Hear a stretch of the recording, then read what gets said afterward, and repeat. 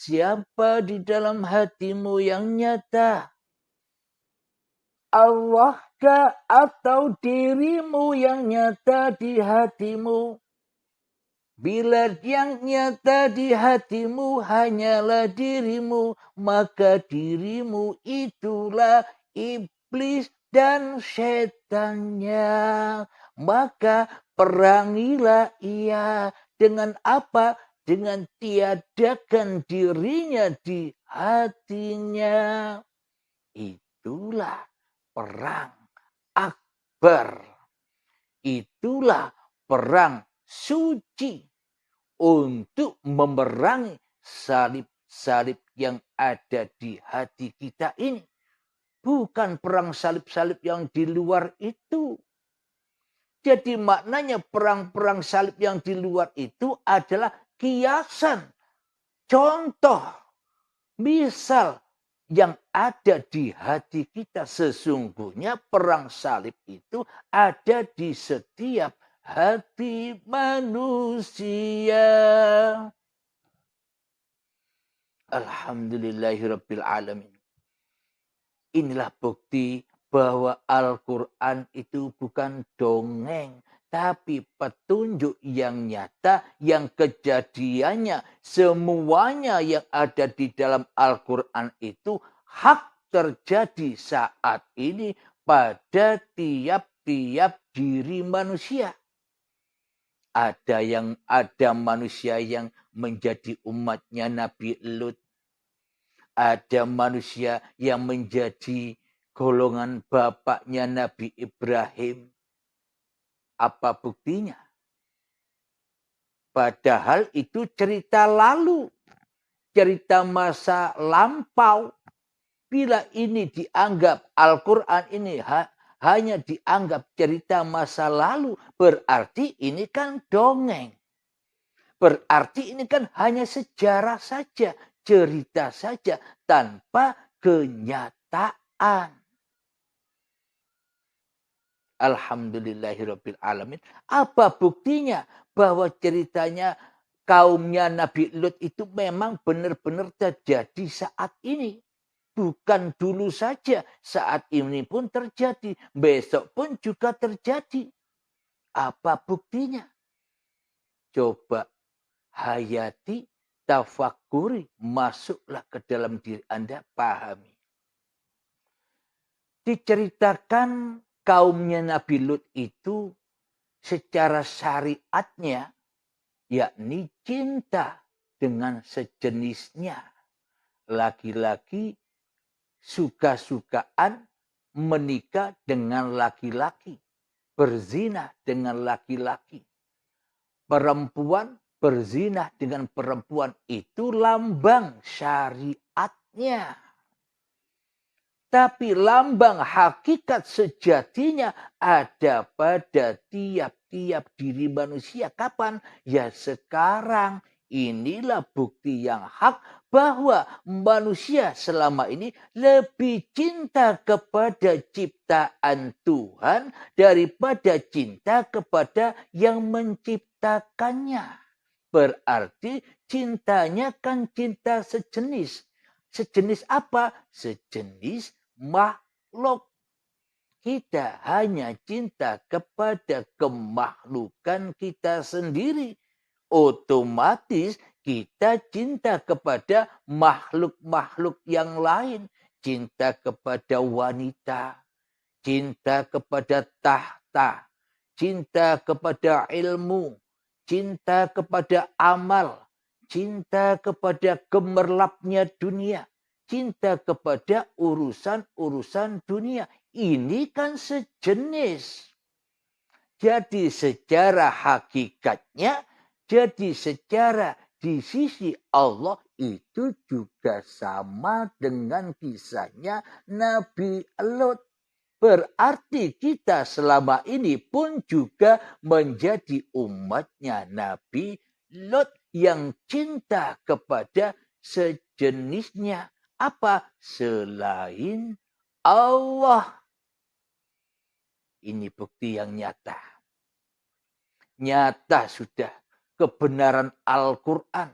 Nyata sudah haknya Al-Quran benar-benar petunjuk bagi orang-orang yang dikehendaki oleh Allah. Contoh yang kedua, zamannya Nabi Ibrahim, yakni ayahnya.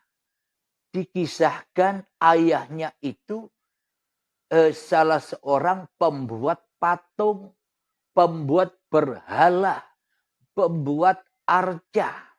Setelah dibuat arcanya, setelah dibuat berhalanya, setelah dibuat patungnya, disembah-sembah sendiri. Dibuat patungnya, disembah-sembah sendiri. Apa kenyataan di dalam hati kita? Apa persamaannya di dalam hati kita? Itu kan syariatnya. Itu kan bentuk laku lahiriahnya yang ada dicontohkan cerita di dalam Al-Quran. Karena kita buta dengan makna hakikat sejati ayat arti secara mutasabihatnya, rahasia di dalam rahasia, isi makna dari Al-Quran itu, kita menganggap itu hanya dongeng belaka. Yang mana hanya kisah-kisah masa lalu. Dan tak akan ada kisah-kisah itu saat ini ataupun nanti. Karena itu cuma cerita. Jadi apa mutasabihatnya? Ayahnya Nabi Ibrahim membuat berhala disembah-sembah sendiri. Ini buktinya. Ada pada tiap-tiap diri manusia kita. Contoh, kita merasa yang berbuat sholat itu kan kita. Kita merasa yang bisa mengerjakan sholat itu kan kita. Kita merasa yang bisa mengerjakan ibadah-ibadah itu kan kita. Kita merasa bisa berbuat zikiran, sholawatan, sholat duha, sholat tahajud, zikiran puasa dan sebagainya, berbuat baik, ahli berderma. Ini kan seolah-olah buatan kita. Kita yang berbuat, kita yang melakukan. Tapi setelah kita perbuat, tapi setelah kita wujudkan amal-amal yang kita lakukan, lalu kita sembah-sembah sendiri. Diaku-akui, dibangga-banggakan, dimulia-muliakan amal-amal kita sendiri. Dimulia-muliakanlah ilmu-ilmu kita sendiri. Itu kan sama dengan ayahnya Nabi Ibrahim. Membuat berhala disembah-sembah sendiri. Apa berhala itu? Hal-hal yang selain Allah, itulah berhala. Itulah tauhid yang ada di hati kita selama ini. Alhamdulillahirabbil alamin. Nyata bukan Al-Quran itu? Kejadiannya bukan dulu saja, sekarang pun kita pernah tinggal di situ.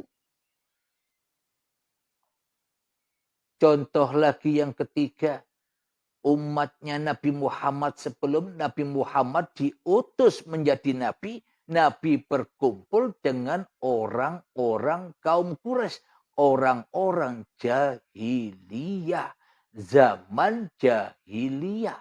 Apakah orang jahiliyah, apakah manusia jahiliyah adanya zaman Kanjeng Nabi sebelum diutus menjadi Rasul saja?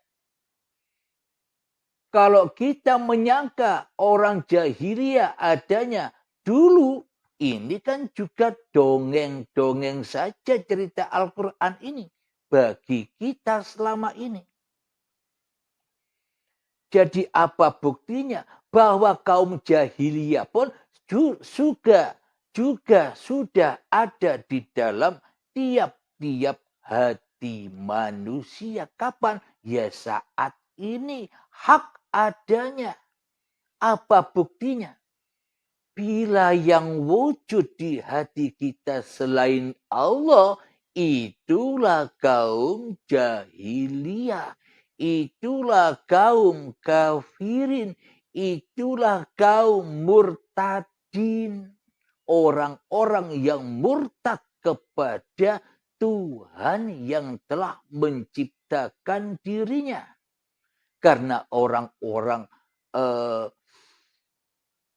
jahiliyah telah mentauhidkan dirinya di hatinya daripada mentauhidkan Tuhannya di hatinya. Inilah tanda bahwa kita pun selama ini juga mengalami nasib seperti kaumnya Nabi Muhammad saat Nabi Muhammad belum dilahirkan, yakni kaum jahiliyah. Nyata sekali Al-Quran. Al-Quran ini adalah petunjuk dari Allah untuk kembali kepada Allah. Alhamdulillahirabbil alamin. Mohon maaf, minum dulu.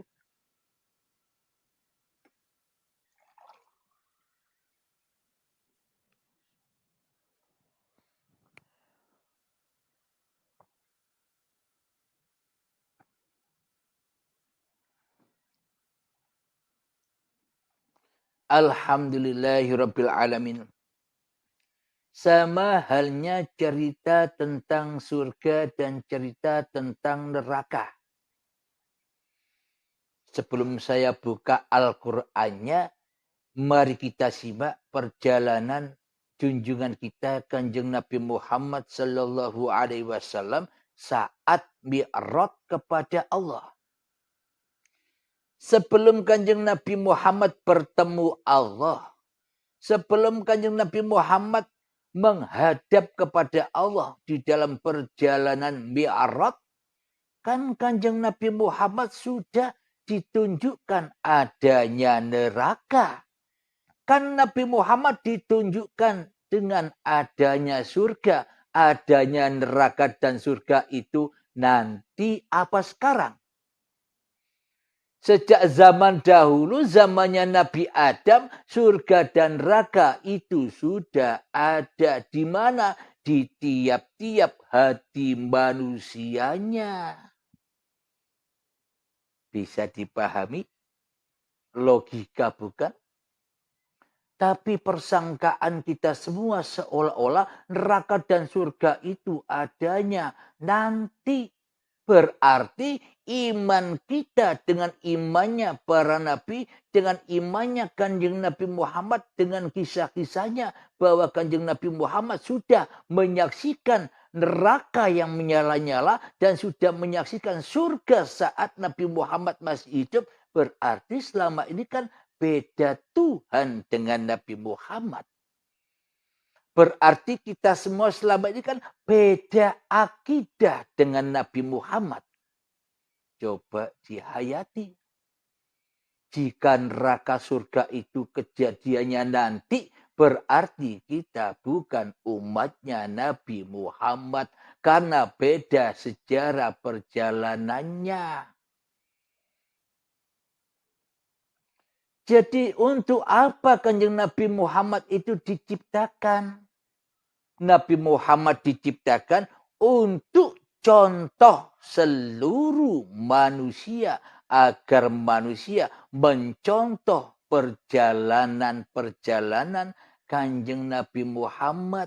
Perjalanan apanya? Apa perjalanan badannya? Bukan. Tapi perjalanan hatinya. Karena iman dan takwa itu bukan babakan raga. Iman dan takwa itu bukan babakan badan. Iman dan takwa itu bukan babakan perilaku-perilakunya badan. Perilaku-perilakunya syariat. Perilaku-perilakunya zahir ini. Iman itu babakan hati. Perilakunya hati, pergerakan hati, ceritanya hati. Tergantung di dalam hati ini siapa yang berkuasa. Yang berkuasa Allah kah ataukah diri kita? Itu yang menjadi kunci pokoknya. Bila di dalam hati ini yang wujud, yang ada, yang hidup, yang berkuasa masih diri manusia kita, berarti beda Tuhan dengan Kanjeng Nabi Muhammad. Bila beda Tuhan, mana mungkin kita berharap-harap menjadi kaumnya, menjadi umatnya Nabi Muhammad. Kan hanya mimpi saja. Kan hanya angan-angan saja selama ini. Coba kita hayati. Tuhannya, imannya, akidahnya Nabi Muhammad apa sih? Iman, akidah, takwanya Nabi Muhammad itu adalah di dalam hatinya la ilaha illallah. Hanya Allah yang ada, Muhammad Rasulullah. Sedangkan diri Muhammadnya hanyalah diperankan, digerakkan, diperjalankan oleh Allah. Oleh hidup yang menghidupi badan-badan ini. Kita pun harus ikut seperti ini agar diakui oleh Allah sebagai umatnya. Kanjeng Nabi Muhammad karena imannya, Tuhannya sama. Bila manusianya sudah tak wujud lagi di hatinya. Bila manusianya sudah tak hidup lagi di hatinya. Bila manusianya sudah tak merasa berkuasa, berbuat apa-apa di hatinya kecuali Allah. Itulah imannya para nabi, itulah imannya para rasul. Jadi gunanya, tujuan diciptakan kerasulan Nabi Muhammad agar manusia sama-sama menjadi Rasulullah. Bukan menjadi Rasuli awake dewe. Bila menjadi rasulnya dirinya sendiri, rasulnya iblis dan setan yang ada di dalam hatinya, berarti yang jadi Tuhan kan masih manusianya di hatinya. Berarti salah dalam memilih Tuhan. Jadi jangan mimpi-mimpi ketemu Nabi Muhammad. Jangan mimpi-mimpi jadi umatnya Nabi Muhammad. Jangan mimpi-mimpi ketemu surga dan pahala. Semuanya hanyalah mimpi-mimpi yang semu dan fata morgana saja. Karena kita selama ini disesatkan oleh setan di hati kita yang selama ini kita pertuhankan di dalam hati kita. Alhamdulillah sangat nyata. Hak sekali Al-Quran ini bagi orang-orang yang diberi petunjuk oleh Allah. Semoga saya dan semoga kita semua para penyimak dan pecinta uripi Allah ini sama-sama menjadi Rasulnya Allah. Jangan mau menjadi Rasulnya setan di hati kita. Caranya bagaimana? Ya perangi dirimu di hatimu. Mari kita belajar untuk memerangi diri kita di hati kita yang biasa kita lakukan 3 menit atau 5 menit. Saya tunggu Anda wajib masuk ke dalam dirimu di hatimu. Alhamdulillahirabbil alamin. Mari kita persiapkan hati kita. Mari kita persiapkan senjata-senjata kita untuk meruntuhkan kerajaan-kerajaan, untuk meruntuhkan kekuasaan-kekuasaan iblis, setan, jin, hawa nafsu di dalam hati kita selama ini. Apa pedangnya? Pedangnya adalah keyakinan, pemahaman bahwa sebenarnya yang gaib itu dirimu, yang wujud Tuhanmu. Cocok dengan ajaran Islam. Wujud hitam baka. Siapa yang wujud, siapa yang tidak wujud. Apakah cocok bila Allahnya tidak wujud, yang wujud manusianya di hatinya, cocokkah itu dengan ajaran Allah dan Nabi Muhammad?